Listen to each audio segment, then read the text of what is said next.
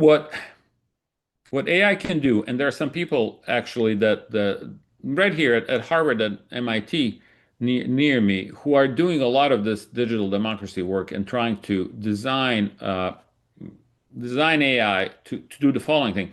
So one of the problems with the way we run democracy now is that the input from us voters is very limited, right? There's no mechanism for providing input.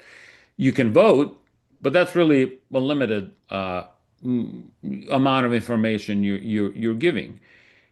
What about all these other things that we desire or need from a political system, right? Every one of us could sit down and write, you know, a few pages probably if we tried to about what we don't like about the political system, what we wish we could see in our democracy, what mechanisms we think should be changed or not. So, but if we all sit down and do this, there's no way to turn that into any kind of actionable things. There's millions of us just kind of like pouring our desires and needs and complaints, into on paper. But AI has the potential of actually taking this input, a longer, kind of more elaborate voter input about democracy, about issues, and distilling it into something that optimizes for sort of satisfaction or representativeness. Distilling it into a suggestion for the legislature, a document, something that politicians can take and work off of. So I think that's one of the directions of research that's happening right now with AI. But again, going back to the beginning, who knows? It's too early to tell. Right. Well, there's another question that I will like to put together with mine, with my question specifically from Misael Alegre. You showed that incorporating more information about voters' preferences can improve the mathematical analysis of elections related with the theory of information, I think, in computation. Is there a point at which adding more information no longer improves representativeness or makes the voting system too complex for voters to understand and trust? And I wanted to put it together with mine because I recently wrote, or I was writing a paper about exactly this point, an index about the complexity and representative point where the curve goes down because the system is too complex for the voters. So what is that point? Yeah, absolutely. That's a valid point. So the first part of the question is the way I understood it is, well, does the math at some point sort of say, no, that's enough, right? And it's true. If I start taking a lot of information from the voter, they might be, and I analyze it, there might be internal inconsistencies actually in the answer. In fact, this happens at a very basic level. So, for example, with the Condorcet method, remember that's the head-to-head comparisons. So, what can happen, again, it's sort of interesting from an academic point of view. You can have more people prefer candidate A to B, then more people prefer candidate B to C. So now any rational person would say by transitivity, people prefer A to C then, right? But that's not true. You can actually have more people than prefer C to A. You can have a cycle of preferences. So even, A greater than B, B greater than C, C greater than A. So even with the little bit of information that comes in through ranked ballots, you could have kind of paradoxical things like that and inconsistencies. If you ask for more information, yeah, you run the danger of having these internal inconsistencies show up more. But if we just stick to things like instant runoff, etc., those like I said earlier, those are sort of minimal. There's minimal danger of something going wrong. So something where Matt has too much information. So I don't think that's a problem. The complexity for the voter is a bigger problem, and that's often people not often sometimes complain that if they fill out a ranked ballot that it was confusing, that they didn't know what to do. But that's by and large really not the case. So in most elections, something like 60, 70, 80% of people think that ranked choice voting is easy. They understood it. They knew what to do. The instructions were clear. And really, if you think about it from the voter point of view, you're just saying, well, give me your first choice, like you would always, but then just tell me who's your second, third, and fourth.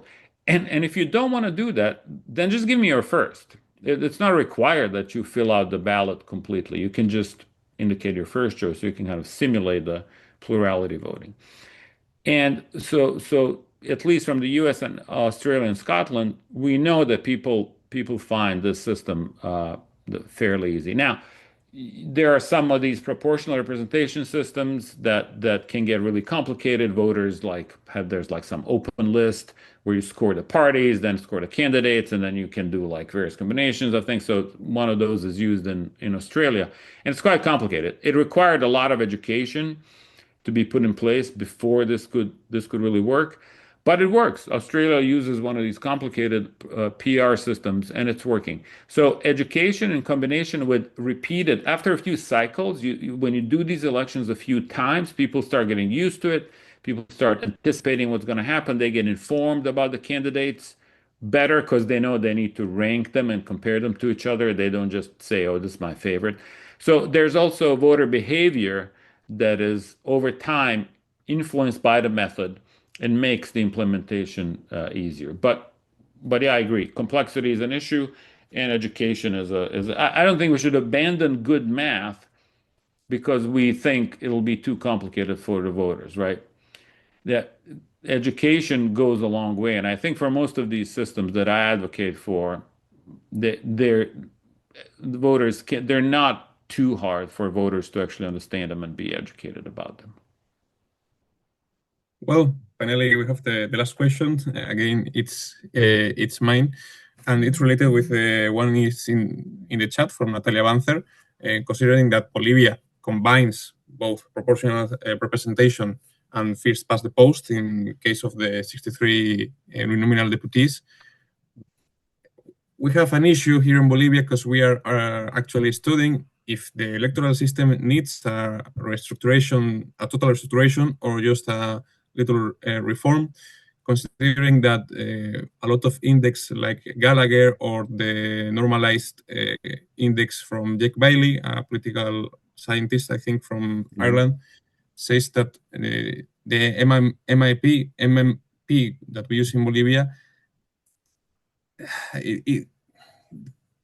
his objective is to try to combine the best of the both of the world, but Right. The results shows that this is incomplete in the best cases, or it's even used from a lot of political parties to advantages and secure at least a lot of uh, uh, deputies in case of the uninominal, and it's the plurinominal in the compensation. So Right. what can we try to take in consideration? Right. Right. So yeah, so the mixed member districts are interesting, and there's various versions of it. So I guess what I would say is I think mixed member is good. So you're trying so you have these districts that elect using multi winners, right? No, the districts elect with single winners, right? But then you have these at large seats that basically compensatory seats that you're trying to fix the proportionality with, right?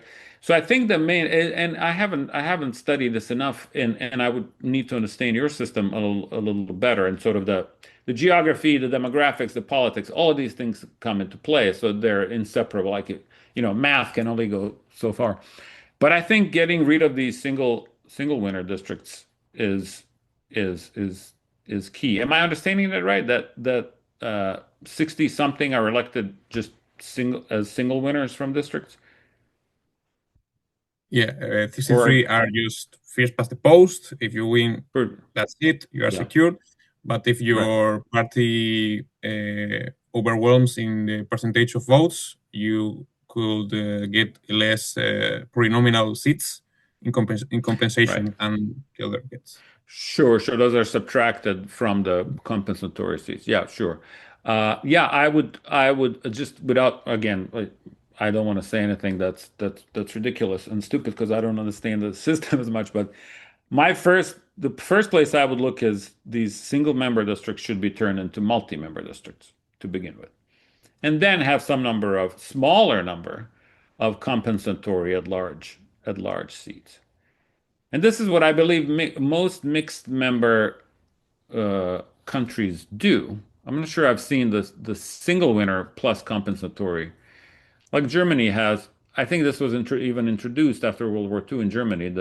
These districts were imposed in Germany, so they do some proportional stuff, kind of more locally, and then they do like at large compensatory seats. So I don't know if that answers your question, but yeah. Well, will be all. It's a pleasure. It was a pleasure to have you here in this seminar. It's very difficult sometimes to us to get this kind of uh, topics here in the university. Right. Please. It's not, it's, yeah. The topic is unusual even here, although more people are realizing that quantitative, statistical, data-based, evidence-based uh, processes has merit, and we should really spend more time thinking about it. Yeah. Thank you very much, Mariana. And thank you again, Professor Volic, for your thoughtful response. Uh, to close this session, I would now like to give the floor to Nafnor, who we will offer the final remarks of behalf of the organizers. Nafnor? Yeah. Thank you very much, Professor Volic, for this insightful and thought-provoking lecture. Your presentation has helped us understand how mathematics can offer powerful tools for examining some of the most important challenges of democratic life, how votes are counted, how districts are designed, and how representation is achieved. For our university community, this has been a valuable opportunity to reflect on the relationship between mathematics, political science, and democracy, and to see how rigorous and analytical tools can contribute to better institutions and more representative electoral systems. On behalf of the Regional Research Center for Political Science and Social Sciences, the Political Science and Public Administration Program, and the Gabriel Rene Moreno Autonomous University, we would like to express our sincere gratitude for your time, generosity, and willingness to share your knowledge with us. We also thank all faculty members, researchers, graduate and undergraduate students, doctoral students, and members of the public who joined us today through Zoom and Facebook Live. With this, we conclude today's session of the Permanent Seminar on Political Institutions. Thank you all for your participation, and we hope to see you again in our upcoming academic activities. Have a wonderful day, everyone. Thank Thank you. you for having me. It was a Dr. pleasure. Ismar, is Dr. Ismar your last